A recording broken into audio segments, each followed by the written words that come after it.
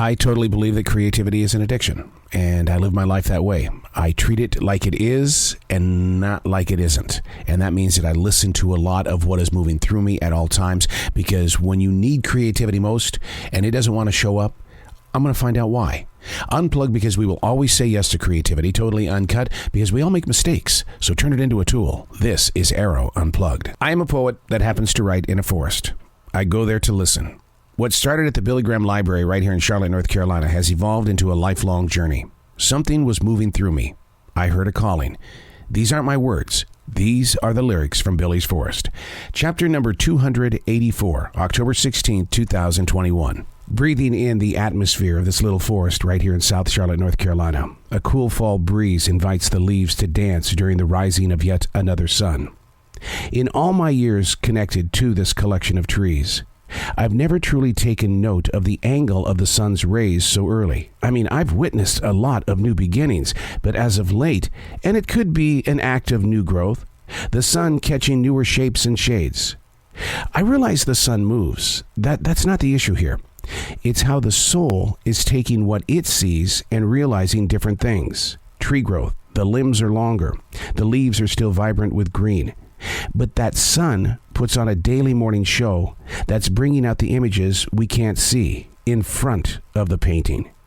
It's the universe saying, I see through you, and I see the other side, and it's just as beautiful.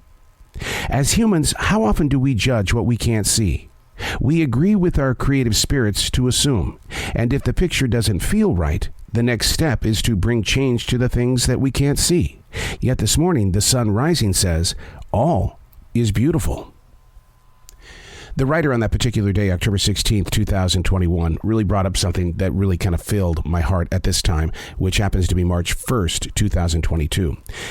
We like to change what we can't see. I'm currently looking out into this beautiful forest in South Charlotte, North Carolina. I don't see leaves because fall and winter have set in, but I do see the green from the white pines and the lelands. I see a lot in this forest, a lot of movement, but I don't see what's behind me. How often do you turn around to see what's behind you? We all watch scary movies, like Halloween and Friday the 13th, and we all shout at the screen saying, turn around, but how often do you turn around in your daily life?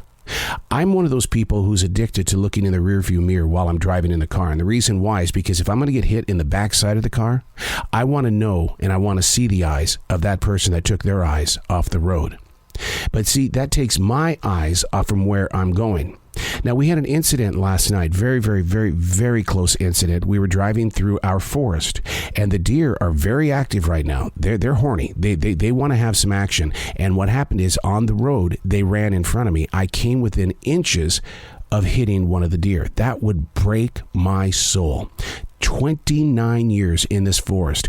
And once again, this is the reason why I drive as slow as I do. You don't know where nature's going to come out and reach toward you. So did I turn and look to see what happened to the deer at that time? No, I didn't. And the reason why is because through trust and faith, I was able to keep moving forward. But for a moment there, I did look behind my 29 years in this forest and wonder, what if I had hit that deer? You got to pay attention to what's moving behind you, especially during these days of invasions and pandemics. Because they always say don't live in your past. It's not living in your past to turn around and see what's behind you. What you've got to do is take note of what's in front of you, because it's changing, but so is everything behind you. And you've got to understand where your shadow is planting its feet versus where you just were. But the question is, how do we do something like this? We can't always be looking over our shoulder. We look like nervous Nellies at that point in time. It's not about looking over your shoulder. It's just knowing what your true surroundings are.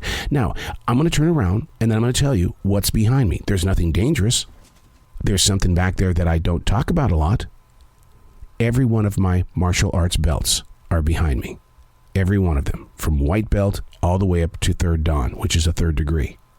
Now, over here to my left, my brother's ashes and my mother's ashes and all the ashes of all of the puppies that we have rescued from puppy mills and all these different places where you need to rescue dogs. In front of me, the forest. To my right, I've got paintings that I did back in the early part of the 1990s that I didn't put in galleries because I was in love with them so much. Taking a look at your surroundings grounds you in your presence of now. Because I deal with that daily. People go, I don't know what to do with, how do I get into this thing called now? You get into it by knowing where you are. Every one of these trees are constantly circled by energy.